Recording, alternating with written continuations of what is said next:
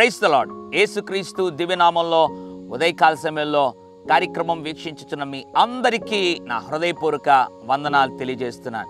ఎందుకు నా జీవితంలో వర్ధిల్లటం లేదు, నా పరిచర్య ఎందుకు వర్ధిల్లటం లేదు, నా వ్యాపారం ఎందుకు వర్ధిల్లటం లేదు, నా యొక్క చదువులో నేను ఎందుకు వర్ధిల్లటం లేదు, నేను చేస్తున్న ప్రతి కార్యములో ఓడిపోతున్నానే ఎందుకు వర్ధిల్లడం లేదు అని ఉదయకాల సమయంలో ఆలోచిస్తున్నావు కదూ.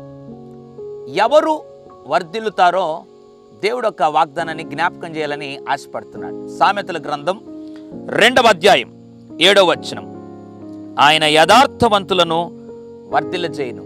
Praise the Lord. దేవుడంట యథార్థవంతులను వర్ధిల్లజేస్తాడంట. ఈరోజు మనము ఏ విషయంలో కూడా వర్ధిల్లకపోవడానికి కారణం ఏంటో తెలుసా? యథార్థత లేదేమో, ఇంకా వేషధారిగా ఉన్నావేమో, నామకార్థ క్రైస్తవుడుగా ఉన్నావేమో, లేదా పేరుకు క్రైస్తవుడుగా ఉన్నావేమో.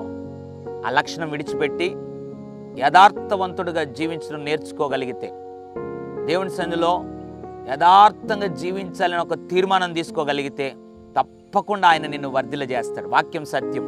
ఆయన యథార్థవంతులను వర్ధిల్ల చేయను. ఉదయకాల సమయంలో నువ్వు ఎక్కడైతే వర్ధిల్లాలనుకుంటున్నావో, ఏ విషయంలో అయితే వర్ధిల్లాలనుకుంటున్నావో, ఏ పనులు అయితే వర్ధిల్లాలనుకుంటున్నావో, నీ జీవితం ఉదయకాల సమయంలో ఆయన సన్నిధిలో మోకరించి ప్రార్థన చేసి, ప్రభా ఇక్కడ నేను వర్ధిల్లాలనుకుంటున్నాను, అయితే యథార్థవంతుడుగా యథార్థవంతురాలుగా నన్ను ఉంచు అని అడగగలిగితే ఆయన నిన్ను యథార్థవంతుడుగా యథార్థవంతురాలుగా ఉంచుతాడు. అంత మాత్రం కాదు, వర్ధిల్లింపజేస్తాడు. అట్టి కృప దేవుడు మన అందరికీ అనుగ్రహించునుగాక. పరిశుద్ధుడా, ప్రేమగల తండ్రి, నీకు వందనాలు.